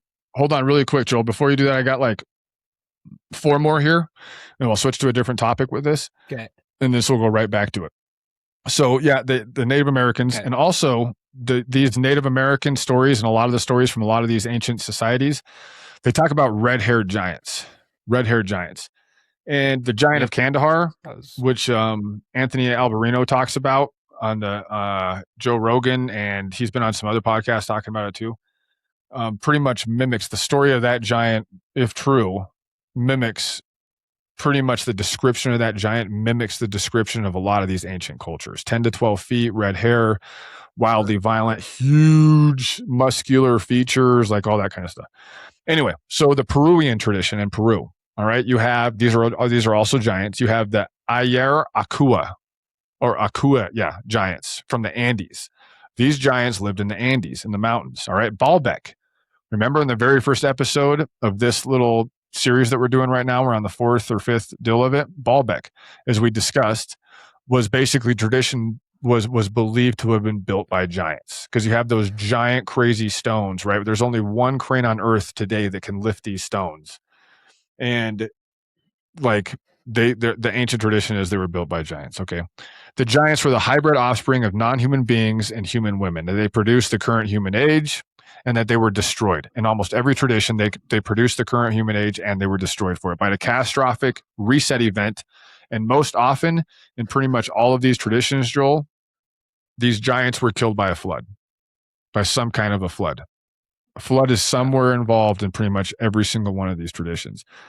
All right, that specific cultural claim appearing in cultures separated by continents, dude. Continents separated by millennia, separated by culture, separated by language, is more difficult to explain by parallel invention. Remember, parallel invention is if you have 2 societies on 2 parts of the earth that came up with the exact same story without ever having any contact with each other. That's a parallel invention. It's really hard to describe all this stuff via parallel invention, which is basically how modern academia kind of does it. All right. It aligns with the book of Enoch, the Genesis account, the Sumerian tradition, the book of Jasher, which is an ancient Jewish text quoted in the Old Testament, but again, not preserved in the biblical canon. That's actually, I don't know a whole lot about the book of Jasher, but that's something that I feel like I really need to look into. They all agree on this stuff. And with that being said, Joel, give me what you got, homie. I just got a few things on Native Americans and where like these stories cross over continents, and kind of as we've spoken before, and it's not like me and Ty came up with this, but our ancient giants have a universal memory of certain things that are from across continents and oceans, and they remember a lot of the same things. The stories are told a little differently, but it's a difference between like the Lord of the Rings and Star Wars. It's the same story, you just have a different set of characters, you know. And so I'm going to go the Paiute. The northern Paiute people of Nevada speak of Sai Tai Cha, the legendary race of red hair cannibalistic giants. So here's the conflict. According to tradition, these giants terrorize local communities. The resolutions, the Paiutes and neighboring tribes eventually unified against them, trapping the giants inside the Lovelock Caves and setting fire to the entrance. So and these are the first ones I've talked about. I'm going to talk about just related to the giants. And then I'm going to go to ones that have giants who are getting wiped out by floods. You have the Choctaw Nation, where historical memories of a massive race known as the Nahulu. During the migration, traditional accounts state that when the Choctaw migrated eastward across the Mississippi River into Tennessee and Mississippi, they encountered these giant pale-skinned people. The Nahu were described as a formidable hunters and adversaries, and the Choctaw fought them frequent wars with them to secure their homelands. The Navajo, this one feels a little more like mythology from what I've heard about it. It's also one of the more common stories. Navajo, mythology, homie. In Navajo cosmology, giants represented the Nei, the monsters that walked the earth and nearly destroyed humanity. You have Tesso, the big giant. He was the most prominent and terrifying of the three monsters. The hero twins, the culture hero monster slayer, Nai, I'm going to mess up the word, so I'm not even going to try it. And the born from, so you have the cultural heroes, monster slayer, and born from water. You have two different giants successfully defeated. So these are two good giants using weapons gifted by their father, the sun. So weapons to defeat the giants given to them by outside, a god, an angel, something like that. And this one, the modern interpretation offers these giants symbolize destructive nature and things like greed, ignorance, and hatred. The Code of Sioux, this one's pretty cool. The first creation. So the great spiritual initially created a race of giants who stood triple the size of modern humans. These giants became proud and refused to recognize their creator and acted with great cruelty. The Great Spirit destroyed them by sending a massive flood that covered the highest mountains, later creating smaller and more community-oriented humans to take their place, and that was called the Great Reset. Lakota lore also warns us of the Aya, a monstrous destructive giant associated with devastating storms and plagues who swallow encampments. And then I'm going to go into some of the you have the Lakota that had the flood story. You also had the Choctaw that had the flood story, that the flood was to get rid of the giants, very similar. And then if you go and look at it, I could go on for probably about another 10 minutes on tribes. Some are more well-known than others, like some of our smaller tribes, but a lot of these tribes have giants or demigods who are very cruel, and then a flood, whether it was from their god, their creator, wiped out those giants or wiped out everybody to have a great reset. Like one of the myths is they were made out of clay and they grew into massive giants, and then the earth doctor created a massive flood, but how he survived the flood was floating in a clay pot and later created the modern race. So they're all the same story, just told. It's pretty similar to the Noah like flood when you story. Look at, and the when you look at the story events and the things they talk about, so it's pretty interesting when you look across the world and all these stories. It's really cool, dude. It's really, and I'll tell you what, they mirror each other so much. You think about the giants, right? We started this off with the Book of Enoch, and the Watchers mating with women and creating the Nephilim and the giants. And what were they? They were wildly violent to humanity. Right. You know what I mean? That's the story. And if you look at a lot of these stories when they talk about giants, even if you think about like the giant from Kandahar, if that's real, like supposedly, and this is, dude, I don't know. I don't fucking know. All right. But supposedly this giant took out a special operations team, like an entire team. You know what I mean? And that's Right. the story. That's the story that's out there right now with this. And so it's like these giants or whatever it is, like through ancient myth. I mean, God, you got to think how deeply it's so hard as humans to like, if we had this happen today, if we had a deluge today, right? And we'd be, if you survived it, you'd be sitting around a campfire with your family, you know, or running a generator in your house, right? If it wasn't hit by a tsunami or something, or somehow you were able to survive it. And it's like, you would tell these stories of what happened. It'd be like a wall of water and like all of this other, like you would have, these stories are so heartbreaking if you think about it, like how far back they go, because they extinguished humanity to an extent. Like that's what the flood did. It almost extinguished humanity, like that volcano from 70,000 years ago in the Pacific that dropped humanity to like 40,000 or 50,000 people globally, which means we're all the descendants of whoever the fuck survived that. You know what I mean? That stuff is deep, dude. Like those stories just get told and told and told and repeated. And then they turn into being like, maybe humans did something wrong and we deserve to be reset, you know?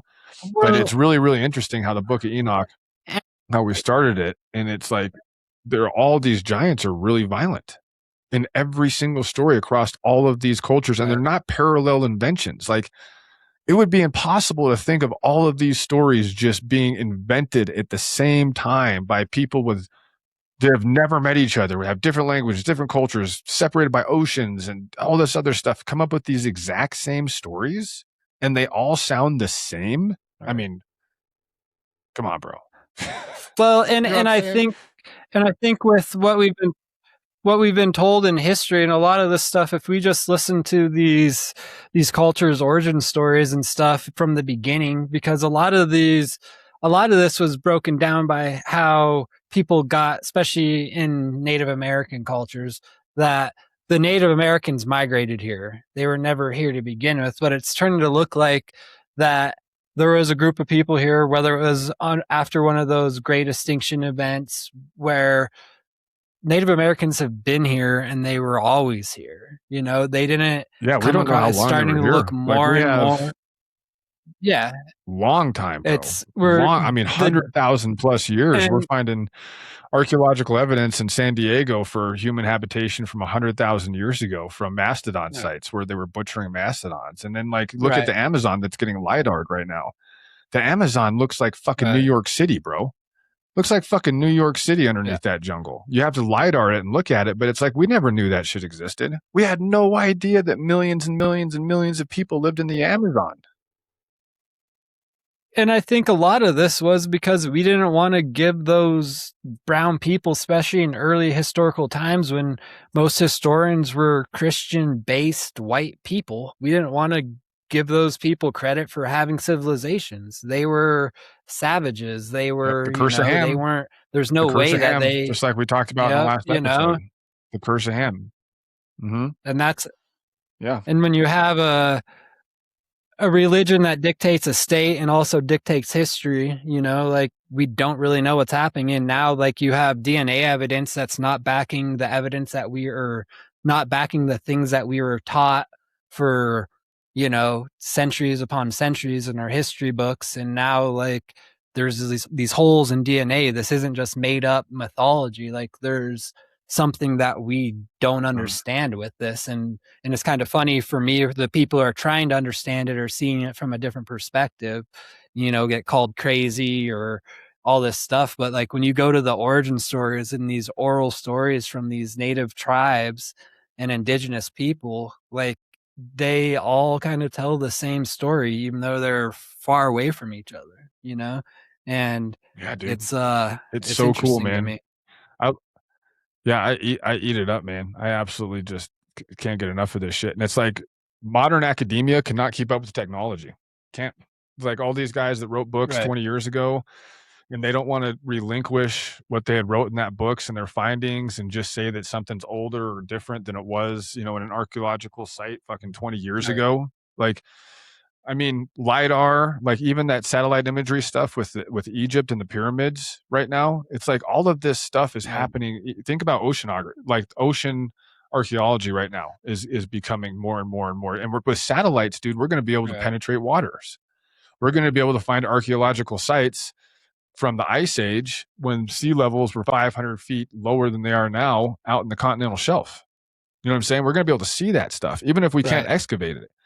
And so it's like, one thing we know for sure, man, it's like Graham Hancock says, or like this shirt says right here, stuff just keeps getting older. You know what I mean? Stuff just keeps getting older, homie. Yeah. It's like, that's one thing we know for sure. And the thing about it is modern academia, it's kind of like the ancient Catholic Church, like the medieval Catholic Church, right? When they were at odds with science and astronomy and like all the stuff that was associated with, the earth going around the sun and about how the earth was not the center of the universe anymore and like all that kind of stuff. And they were burning people at the stake trying to hold that knowledge back. But it's like, you can only do that for so long. You know what I mean? You can't do that forever. And it's like I keep saying, dude, we're at the end of something that hasn't ended. We're at the beginning of something that hasn't quite begun. It's just like being in medieval Europe, bro. It's like they were at the end of something that hadn't ended and the beginning of something like something that hadn't begun, which was the Enlightenment. The next thing that was going to happen for them was the Enlightenment, right? And it's like, we're moving towards that now, dude, because academia and the church or whoever it is, they cannot keep up with how fast knowledge is happening. They just fucking can't do it. And so what do? They pressure point you, dude. They call Graham Hancock a racist. That's what they do.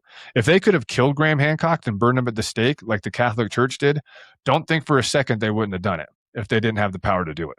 You know what I mean? Yeah. But in today's society, what do? You deplatform people. You call them racist. You call them homophobic. You say shit like that to get it to where people won't pay attention to them anymore. It's like, that shit's not working no more, bro. Shit's not working no more. Right. Well, and the funny thing too, like you had the discovery of the black sand footprints that place humans in that area before we thought they were there, and groups of them. There's a bunch of different, white sands, not black sands, white sands. And they have cross-referenced it, like cross-dated it so many times. And there's people who still are saying like, that can't be right. That doesn't fit our narrative, And when this is also like a government agency doing these tests, like it wasn't. And then they had secondary, like they've been checked and checked and checked. Yep. And that's the getting, dude, just, if it was any other archaeological site, I think it's hard for people who, if it was any other archaeological site where they were using carbon dating for like seeds in a footprint, there would be no controversy, bro. None at all. Like if you find a seed in a footprint in fucking Germania that dates to like 1500 BC, do you think that they're poo-pooing that carbon dating? No, they're not. But because the carbon dating from White Sands National Park down in New Mexico by the National Park Service comes back to 30,000 years ago. And like, obviously we were here before that. It's not like they just dropped out of the fucking sky into New Mexico 30,000 years ago. There was obviously some other shit going on because they were dead nut center of the United States of America, pretty much at that point in New Mexico. Like that's pretty far inland. And then at that time as well, the continental shelves extended a lot further out too. You know what I mean? So they were a lot further inland now or then than they even are now with those footprints. And so, yeah, dude, it's like, here's the thing though. And there's a saying, I'm going to fuck it up, but there's a saying out there and it says that like, knowledge expands one funeral at a time. Well, like human knowledge expands one funeral at a time. You know what I mean? It's like it takes the arbiters and the gatekeepers like changing to different arbiters and gatekeepers to be able to push knowledge forward. It takes generations. It's like the old ones have to die off. And with their old like rules, ideals, belief systems, that they won't let you push forward. They like don't let you push forward. And like one funeral at a time, man. Human knowledge advances one funeral at a time, homie. And so anyway, with that being said, we're going to get into the UAP aspect of this a little bit, which is pretty freaking interesting. So the harder question, because the ancient traditions of every culture on earth are preserving genuine memory of encounters with non-human intelligences. Who were those intelligences? Where did they come from? What the hell is it? What are we talking about here? So now you want to talk about vocabulary, a vocabulary problem, a language problem. Ancient humans encountered non-human intelligences would have had no vocabulary from what they call extraterrestrial. All right. They didn't have a vocabulary for like aliens, stuff like that. Usually it was like some kind of gods falling from the sky and coming back in. That's pretty much the best way to describe it. That word, the extraterrestrial word, and something similar to that, it basically didn't exist. The concept really didn't exist. The frame of reference, astronomy as we understand it today, planetary systems, the possibility of life on other worlds, wasn't necessarily available at that time, especially really, really long ago, as far as we know. Okay. What vocabulary was available to those people? The vocabulary of the divine, like we talked about, godly, beings from the sky, all right, beings from the sea, beings who came from beyond the horizon. These are how these things are described. Beings who could not be classified as human, but could interact with humans, communicate with humans, teach humans, and in some traditions, such as the Enochian traditions, mate with humans. Even if you think about Ezekiel's will in the Bible, right? It's like, how did they described Ezekiel's will is like a fire, like a circular fire on a chariot on fire, basically. And it's like, hey, dude, look at all these UAP videos today. How else would you describe it if you lived in the time of Ezekiel, which was thousands and thousands BC, right? How would they describe it? They had a chariot. It was a chariot on fire and circle in the sky. I mean, that's how it's described in his language. Okay. So the ancient texts called them angels or demons or gods or watchers or sages or teachers. That's what the ancient texts called them. The vocabulary varies by the culture, pretty much varies by the culture and the language. The phenomenon being described, which is non-human intelligences interacting with humanity, does not vary. It does not vary. Okay. That is what remains very consistent throughout all of these stories. That is the consistency. That's the baseline right there. That aspect does not vary. Non-human intelligences interacting with humanity, that aspect does not vary. And the modern vocabulary for the same phenomenon is different. Okay. Unidentified aerial phenomena, or UAP, or even UFO. Okay. Non-human intelligence, non-human biologics, the specific terms the United States government has begun using on the public record over the past several years, using our vocabulary, using our language. All right. What has changed on the record in 2026? David Grush, we've talked about him before. All right. A former Air Force intelligence officer we discussed in the previous series, returned to Capitol Hill in June of 2026 for another task force hearing under Representative Anna Paulina Luna. She's an interesting gal. Her testimony has expanded, or I should say his testimony has expanded from his initial 2023 claims. Grush now testifies on the congressional record the United States government is aware of, quote, several kinds of extraterrestrial life, end quote. Separate kinds of species. Now we can really get into the weeds here, man. I'm not going to get into the weeds too much, but I've done a lot of investigation on this. And there's like, whether you're talking about the Greys, whether you're talking about the Nordics, whether you're talking about like, there's like something to do with like the reptilians, which seem to be more of an evil kind of race. And then there's like a plasmoid life as well, like a plasma, like that circular energy fireball, kind of like Ezekiel's will kind of thing. I'm not going to get into all that kind of stuff, but basically they're saying that they're fully aware of like a different variety of life. Now it's basically put into pretty much two categories. Okay. We have what's called the corporeal bipedal type life. These are beings with human-like physical structure. You could even think about the Greys, the Nordics, the reptilians, if they exist, whatever it is. Like they have enough of a human-like, they have a physical structure, some kind of physical biologic structure, right? Those are called corporeal bipedal life. All right. Then you have the sentient plasmoid life. All right. Those are basically intelligences that are composed of energy or plasma, is pretty much how that's described. That is the current sworn testimony of the former U.S. intelligence officer to the Congress of the United States, 2026. It's on the public record. This is on the public record. So one life, one form can take some kind of and here's the thing too, dude, they could be the same thing. Because the Watchers are described as beings of light before they come down and turn into like a human form. They're described as like a plasma energy life form, just like Ezekiel's will, just like how a lot of these UAPs that are videotaped today, they're up in the clouds. It's very, very like a plasma, bright, circular, like blinking, rapidly moving, unexplainable kind of phenomena. That's how it's described. Okay. The book of Enoch describes the Watchers, like I said, as beings who could take physical form to interact with human beings. Beings who were in their normal state were spirits or beings of light in their angel form. Spirits or beings of light. All right. Beings whose basically physical embodiment was a specific choice. So they like made a choice to go from basically being like this light form to turning into some kind of a physical being. All right. Made when they descended to Mount Hermon and then had the choice like of their consequences, the whole story of the book of Enoch. Okay. The vocabulary has changed. Basically, the phenomenon being described hasn't changed. The forbidden knowledge and the technical transfer. All right. Kind of the harder question. If we take the ancient traditions seriously, if we accept that they're preserving memory of real encounters with non-human intelligences, what does the specific content of the traditions tell us? What do they tell us? Okay. The forbidden knowledge in every tradition is technological. That's basically what it tells us. All right. Every single one of these traditions have some like fruit of the forbidden tree in Genesis. Okay.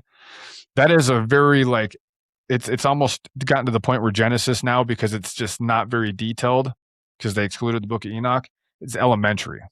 It's kind of an elementary description, right? If you talk about like the fruit of the forbidden tree, it's a couple sentences and it's over. There's not much to it. But when you look at all of these other societies and traditions and cultures and languages and stuff, like the forbidden knowledge, it's in every single tradition, right? Because every single one of these beings or whatever it is taught humanity things that they were not supposed to know.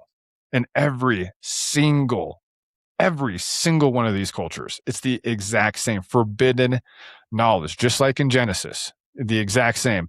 Metallurgy, weapons making, astronomy, pharmaceuticals, writing, mathematics, the calendar, agriculture, urban construction, cosmetics, all that kind of stuff. These are the technological foundations for civilization today. They're the foundations for civilization today. The traditions are unanimous, all right, that these foundations were not developed by humans. They were transferred to humans. That's the belief in all of these cultures. They were transferred to humans. What you got, Joel? I was just going to say, I think the biggest thing with the apple story and the forbidden fruit is starting like that whole story off of being guilty and feeling guilty, you know, like taking It's very Catholic, like very Catholic orientated. Yes, like guilt. Like where, So like the woman thing too. You know what I mean? Which is different because a lot of these more ancient societies and cultures, they don't.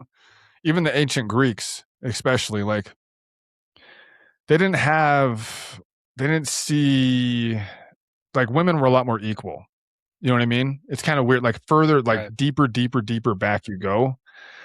And it seems like the more kind of recent history we have now, that's when you started to have a lot more persecution of women. And then like obviously the curse of Ham, right? Where you know, like the Africans and the Native Americans and like all that kind of stuff that's associated with the curse of Ham from, you know, offspring of Noah. And that's biblical. And so it's like, yeah, it's interesting, but Genesis it's very short, man. There's just not a lot in there. Like compared to all these other stories, these other stories have so much more information than Genesis does, but it's all built on forbidden knowledge, the forbidden fruit, you know, crazy shit. All right. So, which raises the question mainstream archaeology cannot easily answer. The archaeological record shows an extremely rapid transition, bro, in multiple regions of the world simultaneously. That's what modern archaeology says. From pre-agricultural hunter-gatherer societies to complex urban civilizations with writing, metallurgy, and monumental architecture. In Sumer, in Egypt, in the Indus Valley, in China, in Mesoamerica, in the Andes, the archaeological consensus dates these transitions to roughly the 4th or 3rd millennia BC. So basically they're saying, 3 or 4,000 BC, all of these societies all started at the exact same time developing, more of complex urban civilizations with writing and metallurgy and like all that kind of stuff. All right. Now, how rapid of these transitions is it's pretty puzzling. Like how all of this stuff could happen at the exact same time, pretty much across the entire world.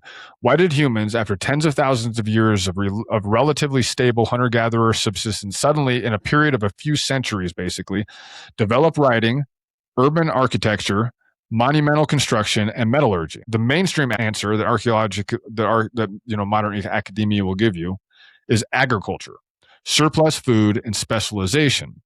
But the archaeological record shows that agriculture preceded these developments by thousands and thousands and thousands of years without producing them. Okay? Agriculture emerged, as far as we know, in the Fertile Crescent around 10,000 BC, so 12,000 years ago. Sumerian urban civilization did not emerge until, in Sumerian urban civilization, the Sumerians is what we're talking about with the Anunnaki, right? And the Sumerian sages, the Apkallu and stuff. Basically, Sumerian urban civilization did not emerge until 4,000 BC. That's 6,000 years of agriculture before the sudden explosion of civilization. That means that agriculture had been around for 6,000 years before the earliest civilization that we know of, which is Sumer, back at Sumeria. That's 3 Jesuses ago, bro. That's a long time. We're 2,000 years removed from Jesus, right? Basically, 2,000 years, pretty much on the dot, just about, right?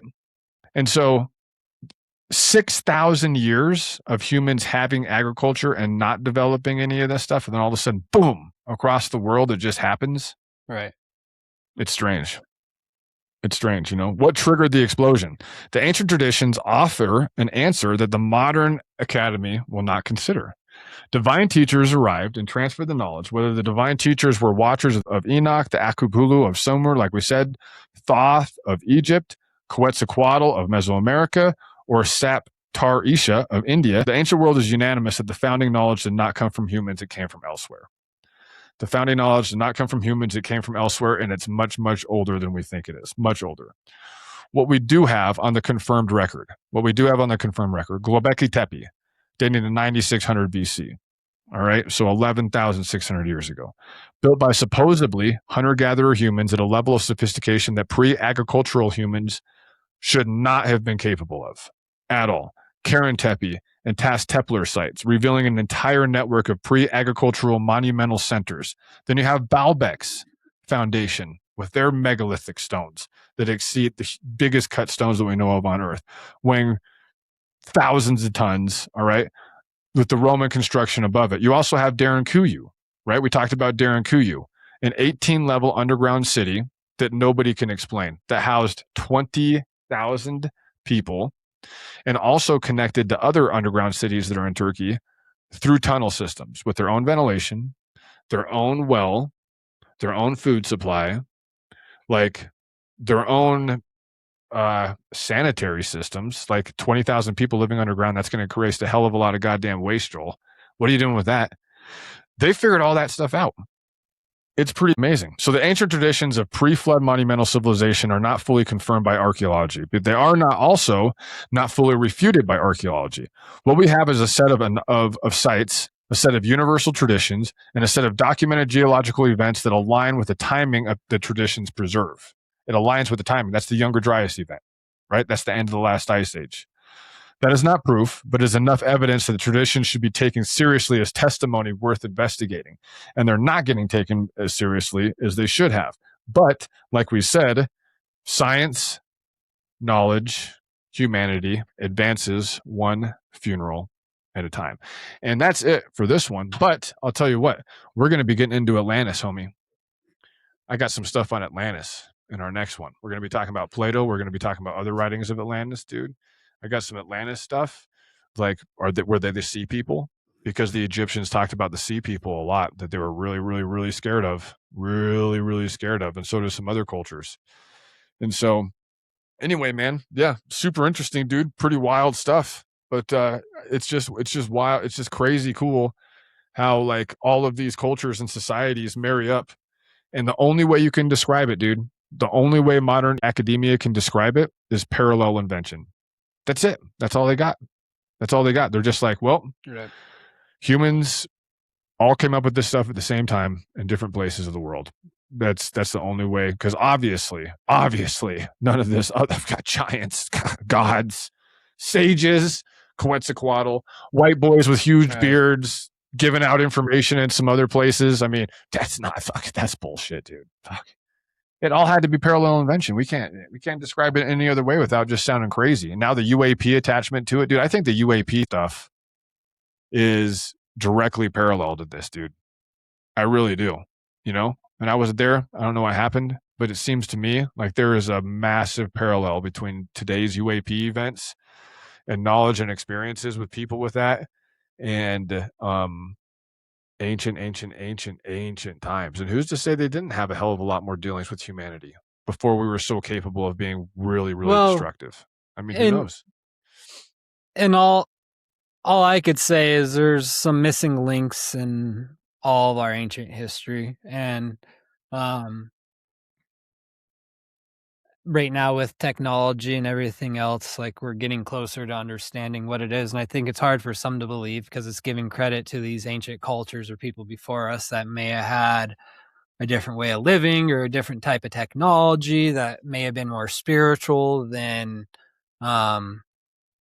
religion based, you know. And I think that doesn't sit well with a lot of people. You know, we were taught that the Native Americans were savages, and you know that, you know, and that's, I think It's hard to think about them being people. getting over you some of just these. eliminate them the way that we did. You know. Yeah. I'll tell you what.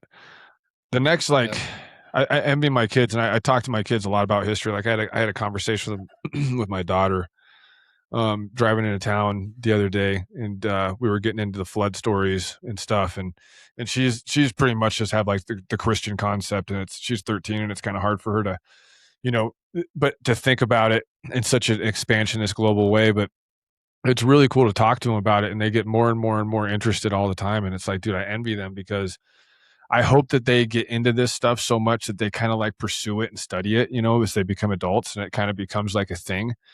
Because I really think, dude, the next 100 years, man, with technology and with how we're starting to accept this stuff more, it's not so fringe at all. You know, this used to be like AM radio shit at 2:00 in the morning. You know what I mean?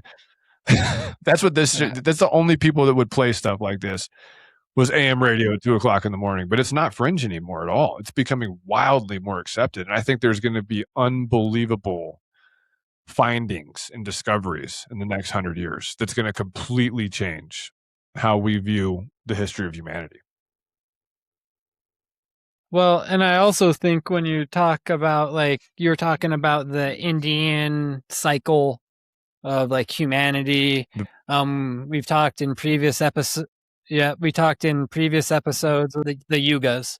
We've talked in previous episodes about like where we are in astrology and like coming into this like knowing age this of different set of knowledge. Aquarius. And Coming when into the age you of start Aquarius, to look homie. at all these ancient cultures, these old teachings, and what's actually happening in society, a lot of this fucking spiritual hippy dippy shit, or at least stuff that isn't Christian based, and even stuff I used to scoff at 10 years ago, even though I was never a Christian, I didn't really have any sort of belief system. I think all makes a little more sense now, and you should look at it with an open mind and not think you're right, if anything, you know? Yeah. So, Dude, that's so important, bro. That's such a great way to put it. It's like those little arguments you get into on Facebook or Instagram about like the biblical stuff, and like literally being told like that I'm not allowed in a way to like read that stuff or investigate it and be like, hey bro, I'm an historian, dude. I'm not a theologian. I'm not constrained by the limits of what's accepted by a human being or the church. Like that, I don't have a fence around me. on what I'm like. I can't like I can Right. go wherever the fuck I want to go with this. I can dig as deep as I want to dig. I can get as cultural as I want to. I'm not constrained by that shit. And it's sad. It's sad to me Right. that people let themselves intentionally be constrained when they know for a fact that there's more out there than what we think. You know, it's Right. kind of like my brother-in-law, Trav, him and my sister, they're married. Like they kind of got away from their church a little bit because their pastor was talking about like all kinds of like UAP stuff, basically being like, if it does exist, they're just the devil and they probably don't exist. And like, you're not allowed to think about that because I haven't taught that in the church. And it made him walk away. And like, I'm proud of him for it, you know, because there's plenty of places you can go worship and be a Christian without being told what to think, you know, like kind of postmodern Christianity in a way has evolved into that. And I really do like that. It's not near as old school traditional like that anymore. You go to a lot of these churches, you know, they got bands, a bunch of people in there with, you know, baseball caps and tattoos and a pastor who's willing to cuss every once in a while from the pulpit. You know?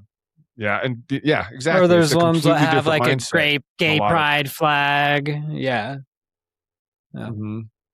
They're seeing more of that, like a lot more of an open-minded live and let live ideology, dude. And those are the only ones that I can get down with anymore, you know? Yeah.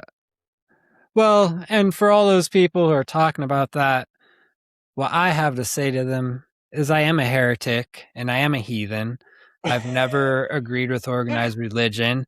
There's been points in time where like I tried to accept it, but somehow it never made haven't sense caught to fire me. yet. And I think if you I you know, and yeah, so whatever. I'm a grown ass man. I'm okay when I die. I'm okay with where I'm at. That's they don't. Yeah, brother. None of that shit's gonna. Yeah, brother. Me. Just be like, listen. Yeah, you just be a good person, dude. You're not on Epstein Island, fucking kids. Like we're not doing that for God's sakes. You're gonna give me more. Here's another thing too, man. A lot of those dudes giving me shit for reading the Book of Enoch and being a heretic seem to be pretty goddamn good with old Trumpy. Seem to be pretty good with old Trumpy. Right. You know what I'm saying? I'm kind of like, you're madder at me for reading the Book of Enoch and talking about it than you are at Trump, who's mentioned more times in the Epstein files than any other human being in the Epstein files. Like, don't you see a little, kind of like we were talking about before, where they took the child porn part out and kept put home, you know, the homophobia stuff in, right? And took the child porn stuff out rather than having them both be in there at the same time. They're like, we're going to take the child porn stuff out, the child rape stuff, because we do a lot of that. And we're just going to put the homophobic stuff in. Right. It's like, dude, I think your priorities are a little fucked up, bro. I think your priorities are a little off, but hey, you do you, homie. Yeah.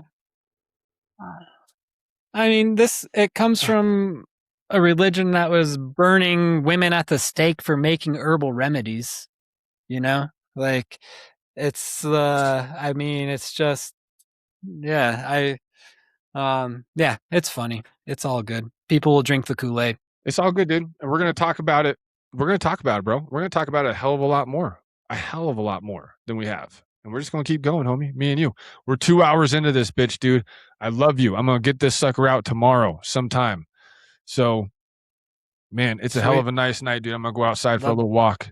But I love you, brother. Keep on with keeping on over there in the big city. Love it, brother. Keep on. I'm sure you're getting busy. School's starting and everything. So I'm sure you're going to be doing the dad sports thing for a hot minute. And yeah. So much, dude. All right, love you, brother. We'll talk soon. Well, sweet, man. Love you, brother. Take it easy.